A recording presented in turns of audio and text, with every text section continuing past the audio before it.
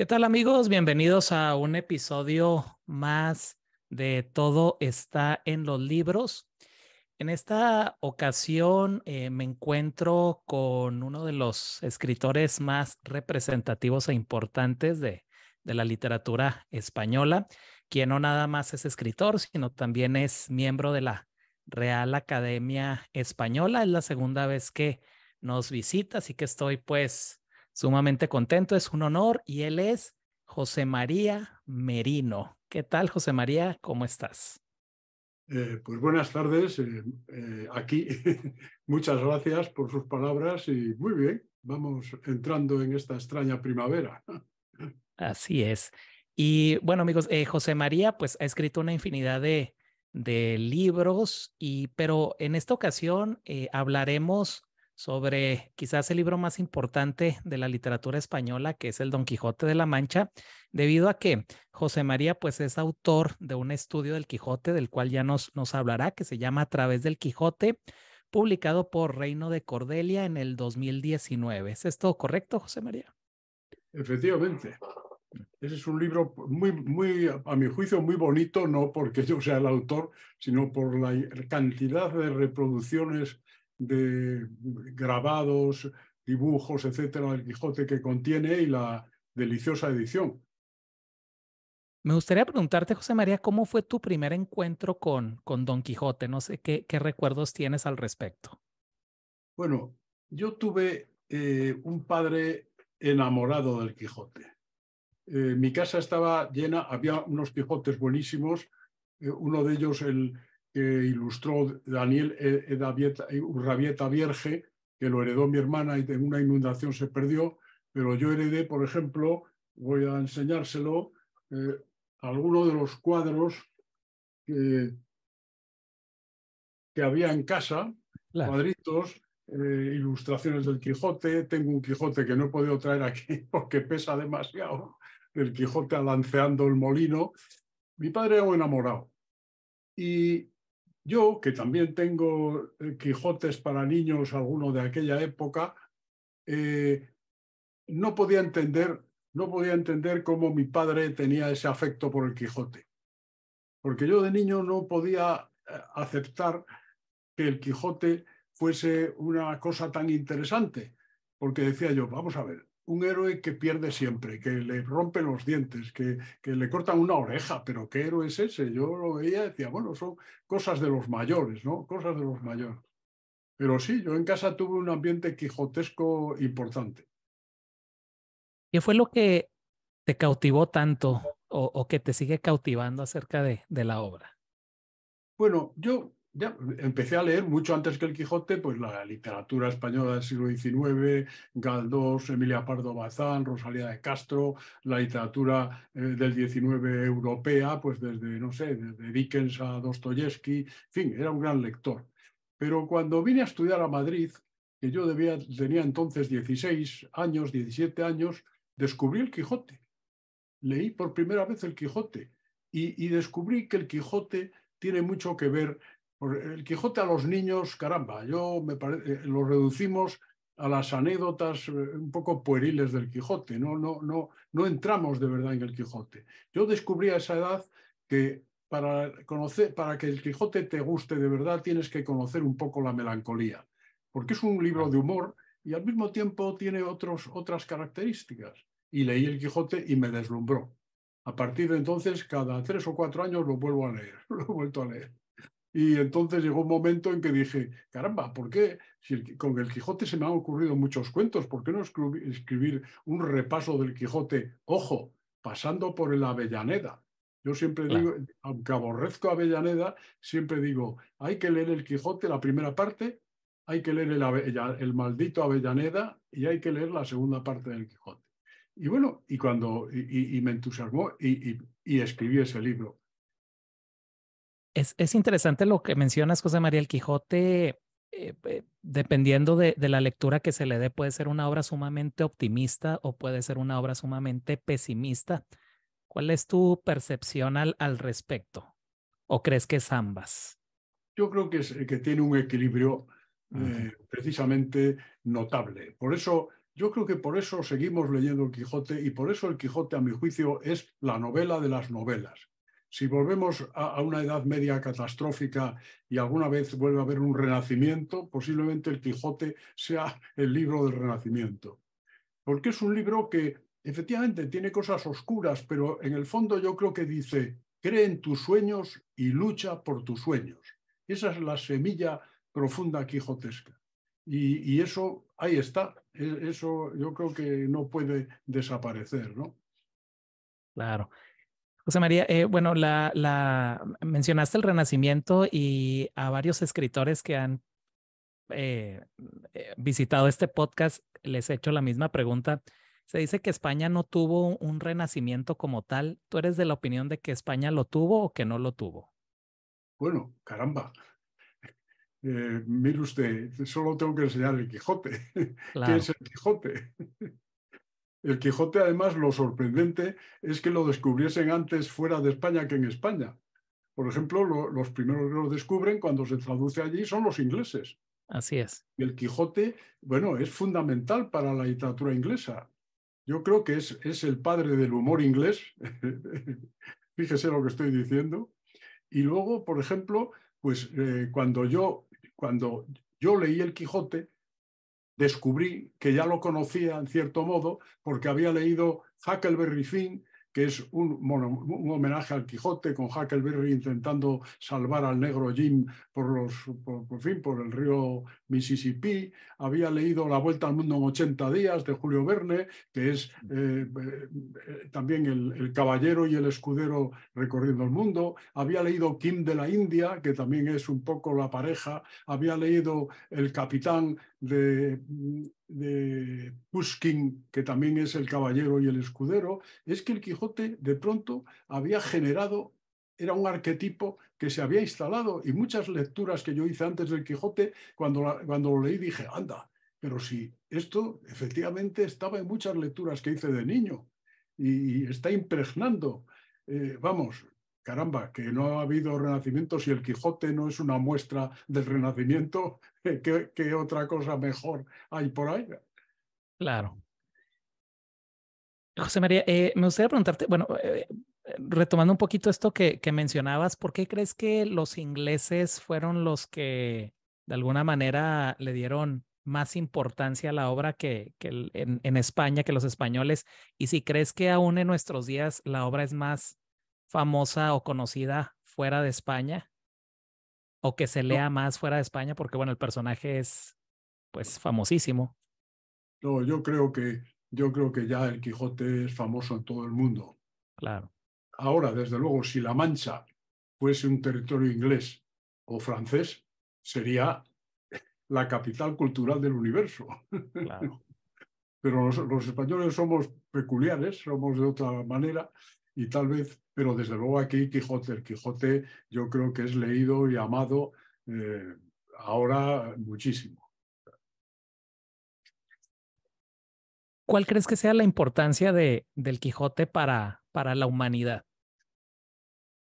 Bueno, porque nos ha dado un arquetipo y además no de una manera solemne, no de una manera, en fin, elevada, en fin, a un lugar incomprensible para muchos, nos ha dado de una manera natural, de una manera fresca, divertida, un arquetipo formidable, ese arquetipo del soñador y del ayudante del soñador, que es otra especie de soñador, esos personajes que yo creo que iniciaron eso que se ha llamado el personaje redondo en la literatura, porque el Quijote es loco, es cuerdo, es razonable, es disparatado, es decir, es un personaje que yo cada vez que vuelvo a leer el Quijote encuentro un matiz en él, como Sancho. Son personajes deslumbrantes. Sancho es un majadero, es un estúpido, es un egoísta, es un tipo generoso, es un tipo listo. Cuando le hacen gobernador de la ínsula, caramba, ojalá nuestros gobernadores de hoy día tuviesen el sentido común y la perspicacia que tiene Sancho cuando es gobernador de la ínsula de Barataria, porque no le ponen cosas fáciles, ¿eh? Y sin embargo, Claro. Sancho las resuelve con toda naturalidad. Entonces, este personaje loco y cuerdo, este personaje tonto y listo, estos personajes llenos de matices, caramba, son increíbles, ¿no? Y yo creo que, bueno, pues efectivamente, en cierto modo, fueron los empezaron deslumbrando un poco a los primeros lectores y hasta ahora, ¿no? Em, ¿Qué hace de Don Quijote una obra universal? Pues yo creo que eso, esa multiplicidad de facetas, Ujú. esa facilidad de aproximación, no hay que decir, bueno, es que, caramba, no, estoy leyendo, no, es un libro sencillo, es un libro que no tiene, ahora eso sí, inventa un narrador desocupado lector.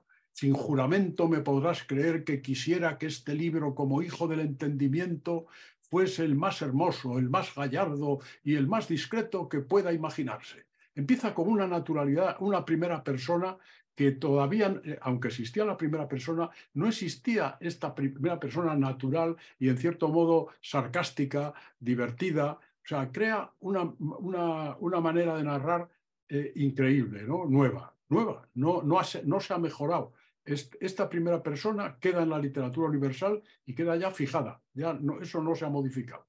Y, hombre, eso es importante para la difusión, para la comprensión.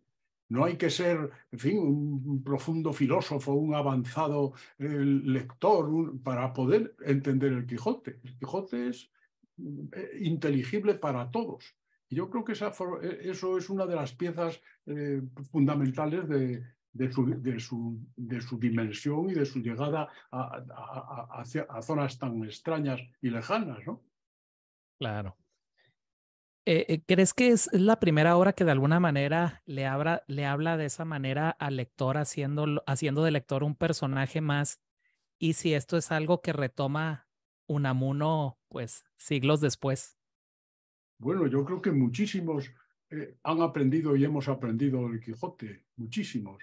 Es decir, este libro sencillo, natural, esta voz, que sin embargo nos está mostrando un mundo que no es lo que parece, unos personajes que no son nunca de una pieza, o sea, que de pronto dice, caramba, mira, no pensaba yo que Don Quijote pudiera tener este sentido o que Sancho pudiese ser así de bueno gobernando o que Teresa Panza es un personaje formidable, con un sentido común increíble, ¿no? Lo bien que reflexiona Teresa Panza sobre la realidad, ¿no? Bueno, pues yo creo que eso sí ha fluido, ha sido muy determinante para su dimensión y para que siga vivo, porque el Quijote pues sigue vivo.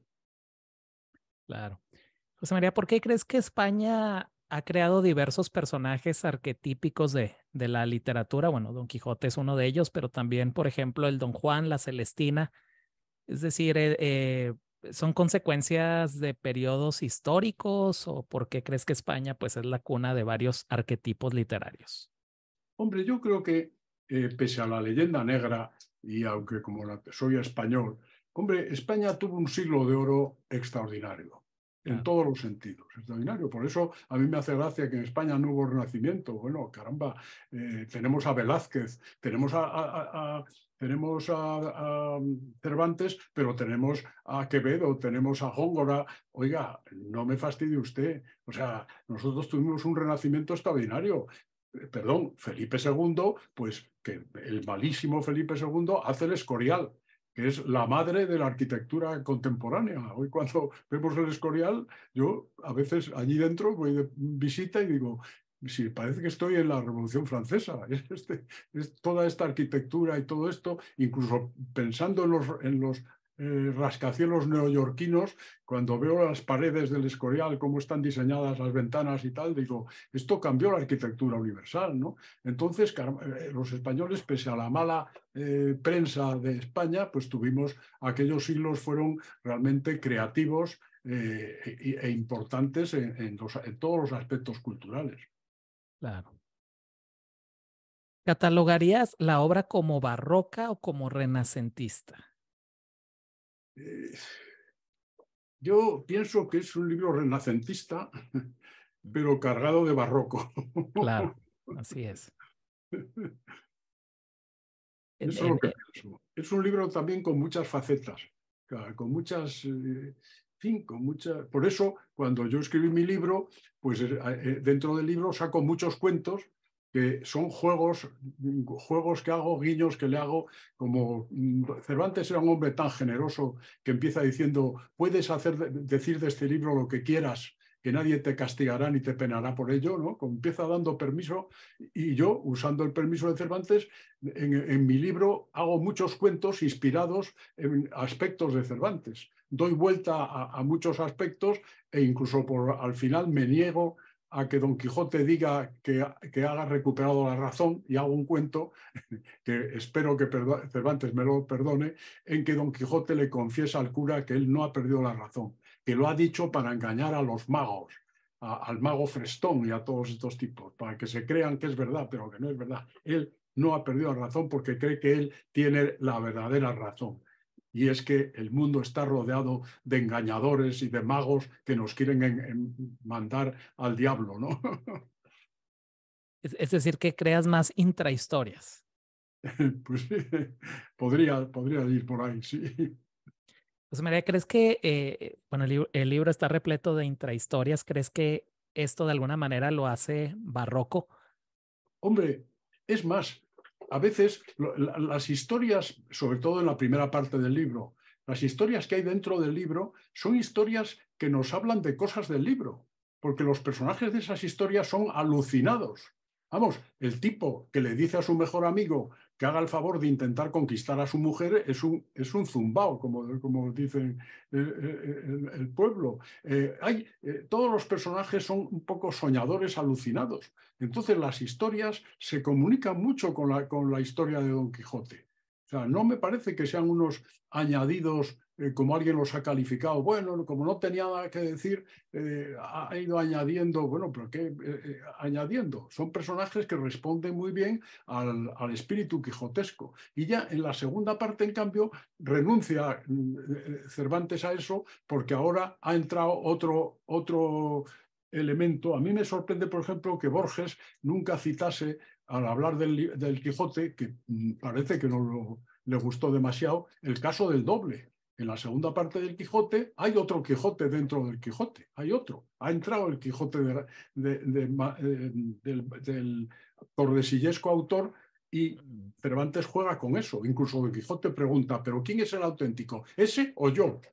Es decir, el juego del doble en la segunda parte y en la primera parte, el juego de novelas que en cierto modo reproducen actitudes quijotescas, actitudes alucinadas, soñadoras, ¿no? Me parece perfecto eso. José María, Camilo José Cela, no sé si tú conociste en persona a Camilo José Cela, si tenías relación con él o... En una ocasión lo conocí porque, siendo muy joven, yo era un gran admirador suyo y le llamé por teléfono para pedirle una entrevista. Yo estaba además con un amigo que estaba estudiando en España, que era francés, y nos citó en su casa. Y bueno, había una señora muy guapa en la casa, a la cual yo besé la mano pensando que era su esposa, no sé si era su esposa. Y había un barbero que lo estaba afeitando. Y le preguntamos, don Camilo, ¿por qué se quitó usted la barba? Y dijo, por joder, por molestar. Que por cierto, fue también miembro de la Real Academia, ¿verdad? Sí, Como también tú. fue académico. Hombre, era un gran escritor, y la verdad es que él añadió muchos matices al español. O sea, le dio una gracia narrativa especial al español. Bueno, tenía mucha personalidad, don Camilo. Y lo traigo a colación porque Camilo decía que una novela es básicamente algo donde cabe todo, ¿sí? Donde tú puedes poner absolutamente todo. ¿Tú cómo definirías lo que es una novela? Sobre todo a partir de Cervantes. Bueno, yo creo que para empezar tendríamos que remontarnos a lo que es la ficción, porque hay gente que piensa que la ficción es un invento que tuvimos los seres humanos, y la ficción es el aparato que está dentro de nosotros y que hace que el Homo sapiens se convierta precisamente en Homo sapiens. El pensamiento simbólico, eso está con nosotros. Y desde el primer momento eso sirvió, pues, para que intentásemos explicar la realidad. Pues no sé, del ruido que oíamos inventamos la música. De las imágenes que veíamos inventamos la pintura. A mí, mi pintura preferida son los bisontes de la cueva de Altamira, porque además pienso, caramba, esto podía haberlo pintado Picasso perfectamente. Claro, Inventamos los números para poder contar lo que nos rodeaba. El 1, 2, 3, el cero, que lo inventan los indios, los hindúes, significa la nada. A mí me parece asombroso. Es decir, y desde luego, claro, de todo ese paquete de la ficción surge la literatura, que es una manera de intentar entender la realidad. Porque no hay que olvidar que el Quijote es una manera también de intentar ver la realidad. Es más, intentarla ver de tal manera que cuando llegan los románticos empiezan a ver los paisajes como los veía Don Quijote. Es decir, él veía de la Mancha pues castillos misteriosos, extrañas selvas, lugares increíbles. Bueno, pues mire usted, la literatura nos ha servido para entendernos mejor a nosotros mismos, porque todo el paquete de conductas de la literatura, Sigmund Freud, a él, que me parece un gran analista y creador, le sirvió para hacer su teoría del psicoanálisis, ¿no? Pero eso, la literatura fue la que estuvo dándonos personajes, conductas, modos de comportamiento. Eso está ahí. Y claro, el Quijote ya es una literatura de gran categoría, donde han cuajado muchas cosas y que por eso es un libro inmortal. Pero, oiga, la literatura está dentro del Homo sapiens, la ficción está dentro del Homo sapiens. Y gracias a ello nos hemos desarrollado, aunque parece que no lo sabemos. claro. Y bueno, sobre todo nos ha enseñado que la realidad pues no es nada más una, ¿no? Que hay varias realidades dentro de lo que nosotros creemos que es la realidad. Bueno, y ahora los físicos ya empiezan a decir en serio que hay un universo paralelo, que puede haber universos paralelos. Que dentro de, esta realidad que nos parece que es solo una, puede haber innumerables realidades latiendo al mismo tiempo y sin que lo notemos. Claro, pero Claro. claro, realidad, pensar que la realidad, no, la realidad. Y por otra parte, la realidad, así como decimos, bueno, la literatura es una invención, mire usted, a mí me gusta decir, la realidad no necesita ser verosímil, porque en la realidad se pueden producir las cosas más absurdas, que a lo mejor si las escribiésemos dirían, pero qué estupidez está escribiendo ese tío, pero qué locura es esa, ¿no?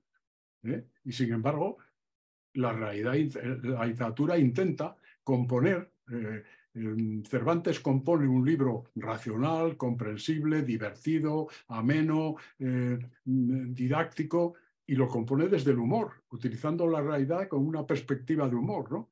Y hace que ahora sí, que los románticos y nosotros podamos imaginarnos pues, otros espacios, otros escenarios, pero ojo, la realidad es muy extraña y muy peculiar, ¿no?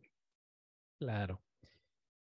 José María, uno de los periodos históricos de España que más me interesa es la Contrarreforma, que yo sé que a ti te interesa también, que es la época de Felipe II, de lo cual has escrito bastante.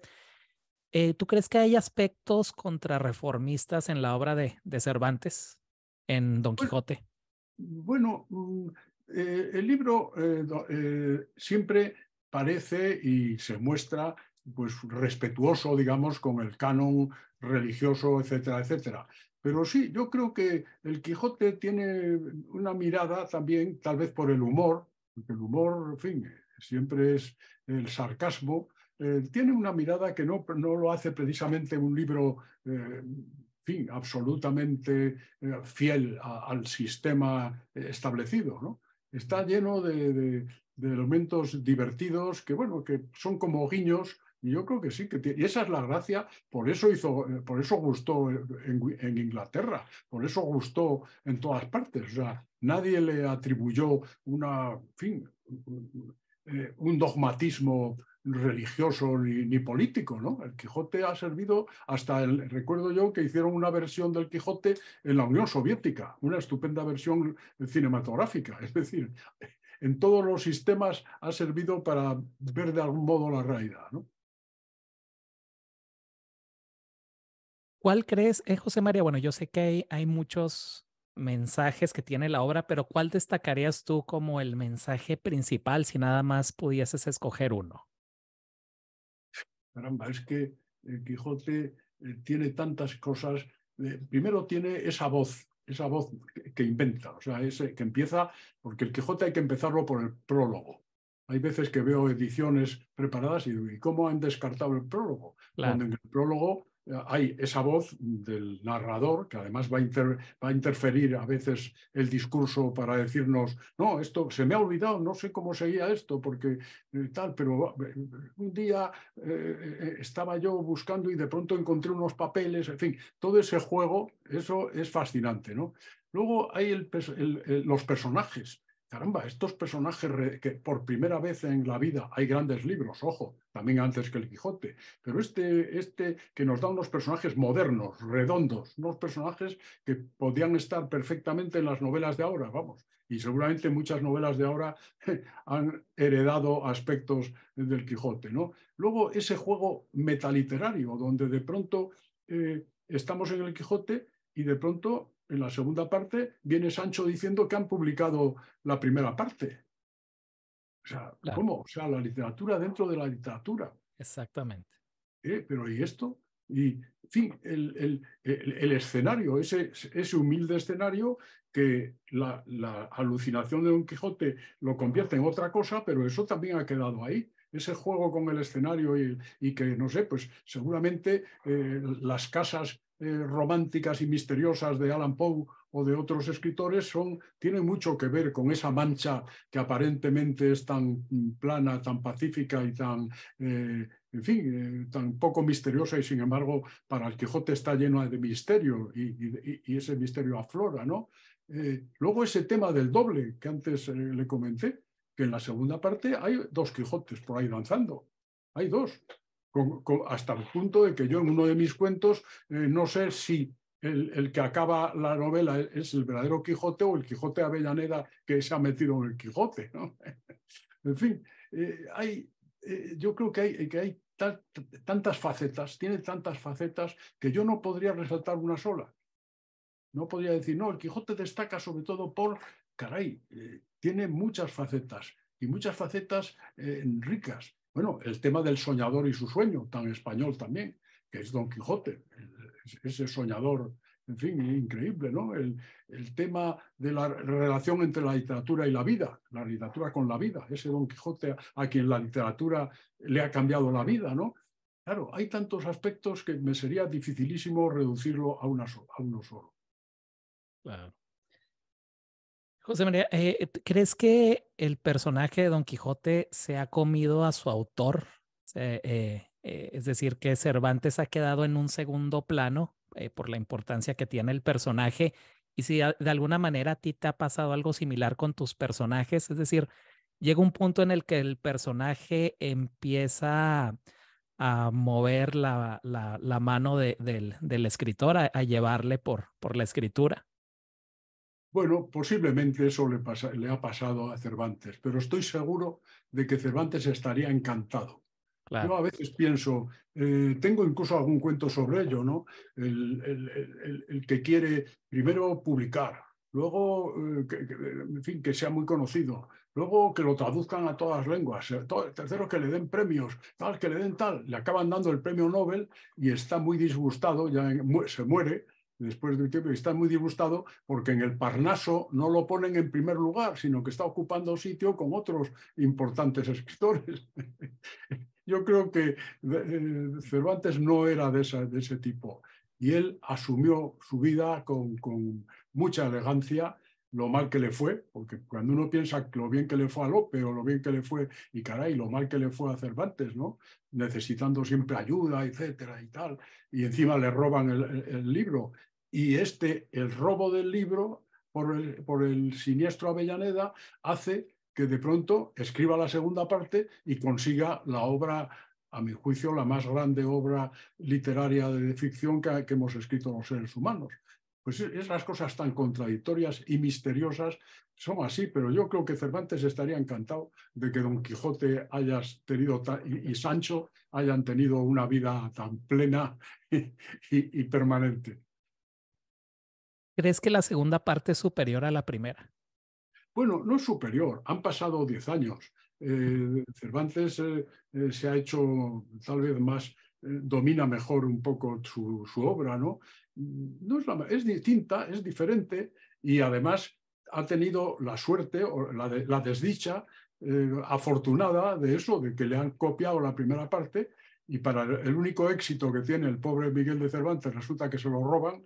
Entonces se siente obligado, estando ya muy enfermo como estaba, de la diabetes que tenía, se siente obligado a escribir la segunda parte. Tengo que escribir la segunda parte. Es tremendo cómo la desdicha puede ser fuente de felicidad, porque claro, gracias a eso ahora disfrutamos de ese Quijote completo. Pero no creo que puedas decir mejor o peor. No, bueno, es más completa muchas cosas que ya estaban apuntadas en la primera y efectivamente es tan genial que es capaz de meter el Quijote que le han robado en el suyo y hacer que la primera parte de su obra ya esté publicada. Es decir, todo este juego metaliterario que es una cosa modernísima, que no hemos ido tampoco más allá en este terreno. O sea que yo Claro. creo que el Quijote, las dos partes son necesarias y yo siempre aconsejo, cuando uno acabe la primera parte, léase la Avellaneda, por lo menos la primera vez que lo haga, no hace falta que lo haga más veces, para darse cuenta de hasta qué punto, primero, la Avellaneda está muy bien escrito, pero gustó mucho en Francia, en el siglo XVIII y tal, pero los personajes son planos, no tienen ni la milésima parte de gracia que los auténticos Quijote y Sancho, pero es interesante leerla para darse cuenta de por dónde van a ir los tiros de la segunda parte del Quijote. José María, hace un par de semanas recibí un correo electrónico de un médico mexicano, Oscar Valencia, a quien le mando un saludo, es seguidor del canal, seguidor del Quijote y seguidor de la Real Academia Española. Y en su correo electrónico me preguntaba por qué había ciertos errores en la obra de Don Quijote, específicamente el episodio donde a Sancho le roban su burro y luego aparece un episodio después o varios episodios después. Me gustaría preguntarte, ¿qué opinas tú de este tipo de errores? ¿Por qué crees que se le escaparon a Cervantes? Y si gramaticalmente la obra tiene errores y qué opinas al respecto. No, la obra errores no tiene, todo lo contrario. Yo creo que fue bastante importante para la construcción del español escrito con esa frescura y esas gracias, ¿no? Mm. Pero efectivamente, esos errores se puede echar la culpa al impresor. Seguramente la obra y a la no corrección, a lo mejor no pudo corregir pruebas, era un modestísimo escritor, Cervantes. No era Lope de Vega, no era Quevedo, no era Góngora, Quevedo, en fin, Claro. era un oscuro escritor. No consiguió poner en escena ni una de sus estupendas comedias. O sea, caramba, era un hombre relegado. Y en cierto modo, pues hasta algunos lo aborrecían, como el propio Lope, ¿no? Le tenían. Entonces, posiblemente no pudo corregir como corregimos ahora, con tiempo, no había los correctores que ahora tenemos. Y sí, hay esos fallos, bueno, incluso de cambios de nombre a veces, hay esos pequeños, pero Claro. bueno, las asumimos con toda naturalidad. Y pensamos, bueno, pues sí, seguramente este hombre ya bastante suerte tuvo con poder publicar la primera parte de la obra y que esa primera parte de la obra, pues seguramente, y bueno, y los plagios que tuvo, porque Cervantes de esa obra tenía que haber sacado millones y no sacó demasiado. Porque la obra deslumbró, en el extranjero deslumbró. Primero incluso uno de los libros que yo leí antes que el Quijote, La hija del capitán, que ya lo comenté antes, de Alexander Pushkin, también es un homenaje al Quijote. Es decir, también en Rusia tuvo su llegada y su significación. Es decir, que todo el mundo que recibió el Quijote lo aplaudió desde el primer momento. Pero esos errores pues, pueden deberse también a la falta de medios que tenía el propio Miguel de Cervantes para corregir pruebas, para entrar en ello, tal, etcétera, ¿no? Pueden deberse a eso. Y yo creo que esos errores pues hacen la obra todavía más humana, ¿no? Y es decir, suman en vez de restar. Pues sí, yo creo que además que los hemos asumido con naturalidad porque hemos asumido a Cervantes como un personaje de nuestra. Los lectores del Quijote, para nosotros Cervantes es de la familia. Es decir, es alguien, caray, en fin, nos damos cuenta que detrás, y fíjese la vida de Cervantes recaudando impuestos por la Mancha, y que lo metieron en la cárcel, en fin, tuvo en contra la Iglesia, porque claro, tenía que entrar en campos de que si se vendía vino a escondidas o trigo, etcétera. Caray, menuda profesión. Y luego, encima, siendo un hombre al que ha perdido vamos, el uso de un brazo en la batalla y resulta que no le han dejado ir a América. ¿Por qué no le dejan ir a América a Cervantes? Caramba, ¿pero qué es esto, no? O sea, fue un hombre que no tuvo mucha suerte, pero no hasta el punto, no, en fin, yo en ese sentido creo que es un personaje ya para nosotros familiar y cercano. Es correcto. Me gustaría preguntarte, José María, como académico, ¿qué importancia tiene la obra para la Real Academia Española? Hombre, muchísima, Claro. muchísima. Cuando se crea en 1713 se crea la Real Academia Española y menos de 20 años después ya sacamos una primera edición del Quijote preciosa, con ilustraciones realmente notables, importantes. Y bueno, y miren, yo digo una cosa, no es porque sea de la Academia, pero la última edición que ha hecho la Academia del Quijote, yo creo que es una edición memorable, con muchas notas a pie de página, pero en fin, a veces para explicar alguna palabra, etcétera, pero yo creo que para la Academia es sagrado. Incluso tenemos el retrato, el supuestamente auténtico retrato de Cervantes, que luego se descubrió que era mentira, que es un retrato pintado a principios del siglo XX. Pero bueno, que ha sido muy importante y sigue siendo muy importante, claro. Claro. Bueno, por ahí escuché, no sé si sea cierto, que no sé si en determinada época o si todavía los académicos cuando pasaban por ese retrato le hacían cierta reverencia. No sé si sea a Cervantes al retrato, no sé si sea algo falso o si fue una tradición. Hombre, yo no. Hombre, si salimos y está el director, le saludamos, pero Claro, no es que no tenemos devoción específica hacia el retrato.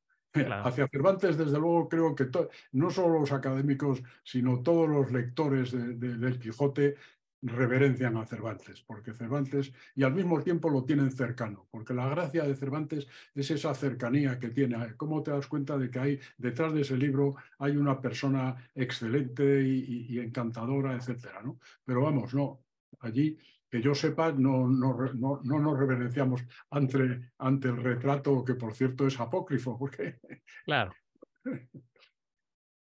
Eh, Hablamos ya un poquito de las intrahistorias. Me gustaría preguntarte si tú crees que Cervantes es el inventor de la intrahistoria en la literatura, aunque bueno, ya el infante Juan Manuel ya había echado mano de las intrahistorias.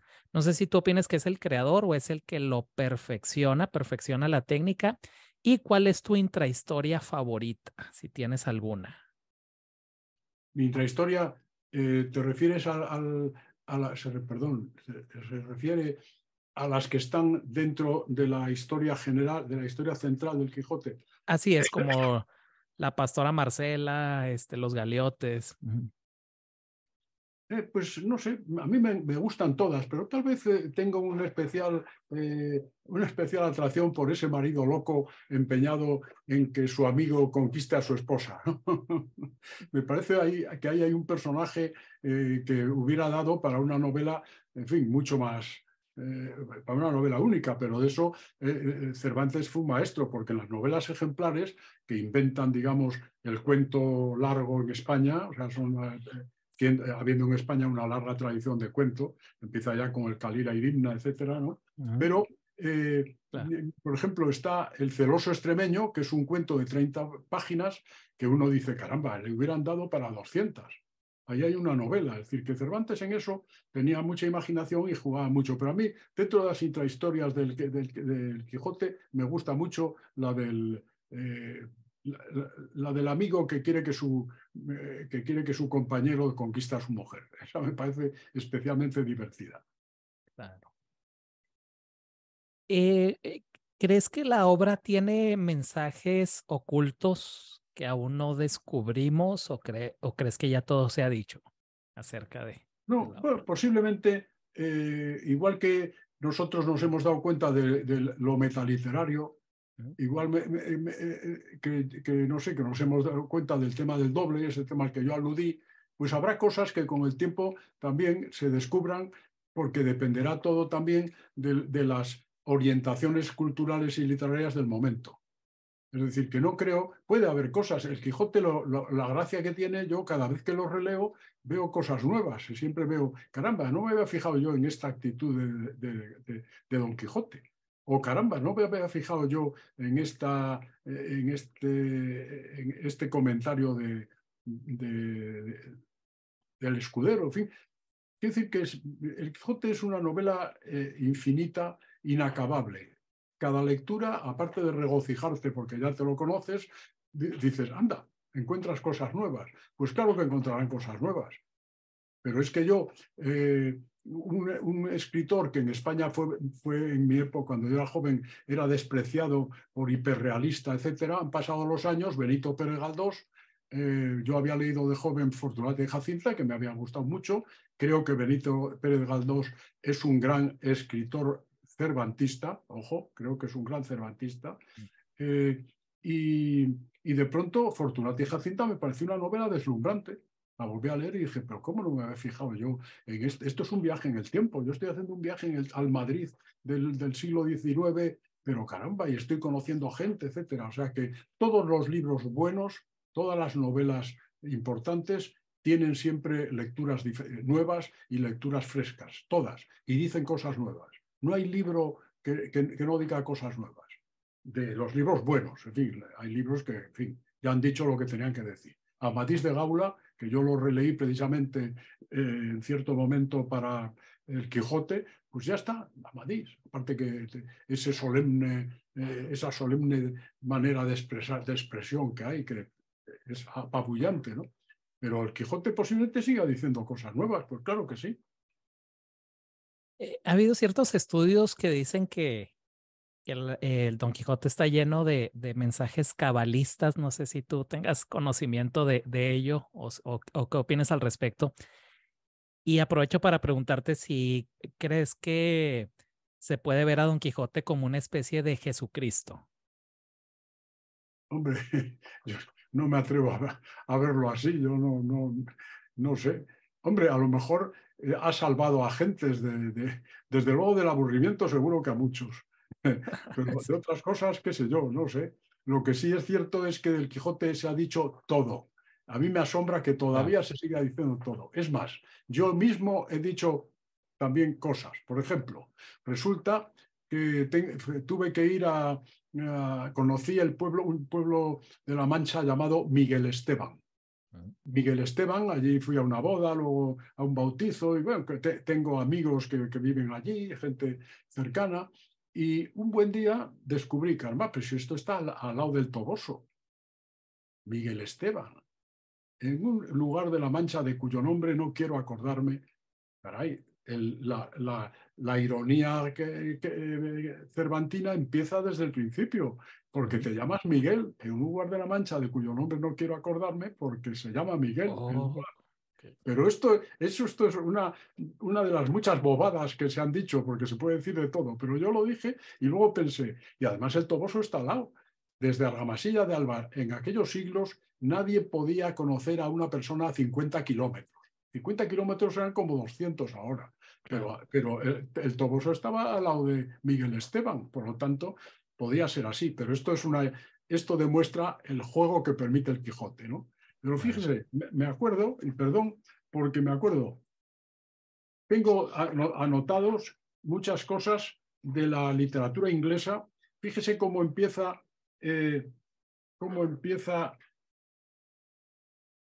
Tom Jones, el expósito de Henry Fielding. En aquella región occidental de este reino, es conocido como Somerset, vivía últimamente y quizá viva un caballero. Otra, el día 1 de abril de no sé qué año, la ronda de noche de no sé qué parroquia, en los límites de las inmunidades de Westminster. Así empieza el capítulo 2 de Amelia Booth, de Henry Fielding también. entre los varios edificios de cierta ciudad, que por muchas razones será prudente que me abstenga de citar y a la que no he de asignar ningún nombre ficticio, es el arranque del capítulo primero de Oliver Twist, de Dickens. Es curioso cómo influyó el Quijote en tantas cosas, en tantos escritores ingleses y algunos rusos. Hay un arranque de Nicholas Hall, no me acuerdo ahora exactamente del título, que también es un homenaje al arranque del Quijote. Y claro, como está lleno de tantas cosas que podemos decir las mayores tonterías. Yo voy a Miguel Esteban y digo, caray, de cuyo nombre no quiero acordarme porque es Miguel. Pero esto es una ocurrencia de las muchas que suscita el Quijote, ¿no? Que unas pueden ser razonables y otras pueden ser tonterías. Claro, pues Por lo tanto, es interesante eso que ver, menciona. ver esos elementos, no sé, extraños, metareligiosos, etcétera, en el Quijote, bueno, es válido porque dice tantas cosas que, bueno, es sorprendente la capacidad de estímulo de la imaginación que tiene, ¿no? Que sigue teniendo. José María, me gustaría si nos puedes hablar un poquito acerca de tu libro, específicamente a través del Quijote, cómo surge, por qué recomiendas leerlo, qué puede encontrar el lector, un lector que se está acercando apenas a la obra de Cervantes, que puede encontrar en tu libro. Bueno, pues va a encontrar el Quijote a través del Quijote, porque yo atravieso el Quijote jugando con tres personajes míos. Uno, el profesor Souto y su compañera Celina, que van a La Mancha, precisamente como son profesores, van a La Mancha para recorrerla y ver en fin, qué elementos en La Mancha hay de reales y otros de quiméricos o imaginarios. Y al hilo de eso, y luego hay un, un curso en la Universidad de Verano de Santander que la da otro personaje que inventamos Luis Mateo Díez, Juan Pedro Aparicio y yo, llamado Sabino Ordaz, sobre el cual ha habido hasta congresos, y que tiene unos alumnos a los cuales les hace escribir cuentos. Y entonces estos dos elementos me hacen atravesar el Quijote capítulo a capítulo desde el principio hasta el final. Los capítulos salen allí, se habla de ellos, se habla de los personajes suscitan personajes de cuentos míos, en fin, eso, o sea, el lector pues encontrará una especie de referencia continua del Quijote paso a paso a través de la narración en fin, de un admirador y lector del Quijote. Por lo tanto, yo le aconsejo que lea el Quijote de verdad. Pero si le apetece leer mi Quijote es hijo. Yo se lo agradezco al principio a don Miguel de Cervantes y además digo, como dijiste que puedes decir de este libro lo que quieras sin que nadie te premie ni te castigue por ello, pues yo voy a decir de tu libro lo que quiera, que es contárselo a la gente con cuentos míos. José María, ¿crees que podemos aprender sobre la historia de la literatura leyendo Don Quijote? Es decir, dentro de Don Quijote, Cervantes, ¿tú crees que Cervantes juega con todo esto de cómo se crea una obra literaria desde la creación del héroe, cómo empieza primero la literatura oral, porque la gente primero empieza contando oralmente las hazañas de Don Quijote y el mismo Don Quijote dice que alguien las está poniendo por escrito? ¿Tú crees que Cervantes juega con esto? Sí, sí, yo creo que sí, que Cervantes es consciente de ello y efectivamente el libro es ideal también para darnos cuenta de lo que de lo que pudo ser y desgraciadamente ha dejado de ser la narración oral, que era importantísima. El Homo sapiens, yo ahora cuando la gente está pendiente no sé, del juego de ordenador y de la telecomunicación, que en nuestro caso demuestra también lo interesante que hay dentro de toda esta nueva tecnología, ¿no? Pero a veces digo, caramba, ojo, nosotros cuajamos nuestra inteligencia reuniéndonos en grupo para narrar historias a la luz del fuego, porque además somos el único animal que manejó el fuego. Eso nos dio un poder impresionante. Ninguno de los otros primates tan cercanos a nosotros, bueno, el chimpancé tiene el 95 y pico por ciento de ADN igual que el nuestro, o sea que son primos cercanos nuestros, pero nosotros manejamos el fuego y esas reuniones alrededor del fuego para contar cosas son importantísimas para nosotros. porque fueron los que nos fueron enseñando, pues eso, historias, personajes, emociones, aventuras, y el Quijote está cargado de todo eso. El Quijote es como una historia, incluso es interesantísimo como me parece que es en el 7.º capítulo, de pronto, caramba, que se pierden los papeles donde estaba el Quijote, pero hay que buscarlos. En fin, todos estos juegos que hace Cervantes son interesantísimos para estimular el interés y la imaginación de la persona lectora, ¿no?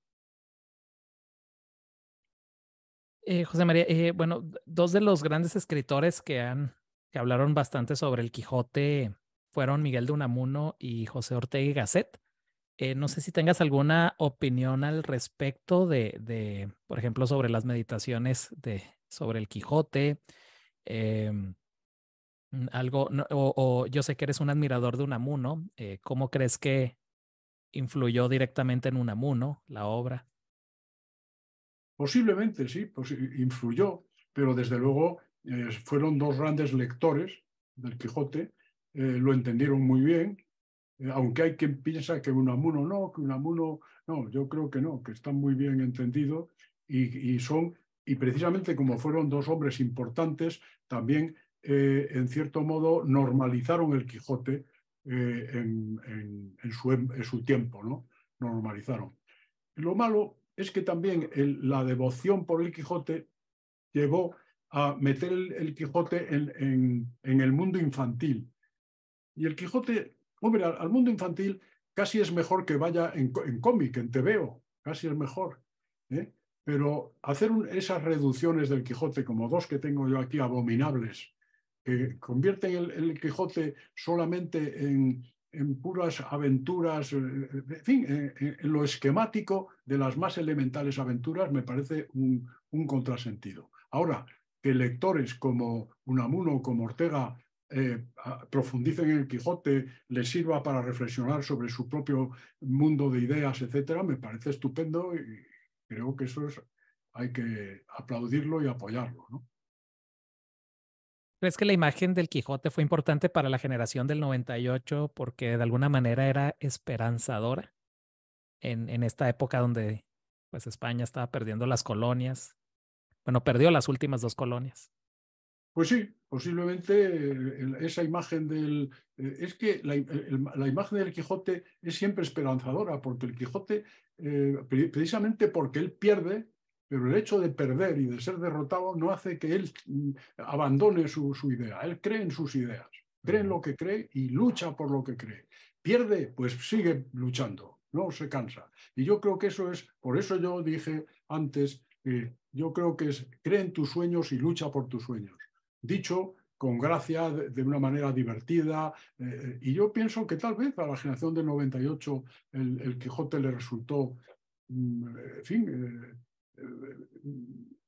un apoyo también moral y un sentimiento moral. Yo creo que a todos, en el fondo, en España, el Quijote nos ha ayudado mucho en ese sentido, ¿no?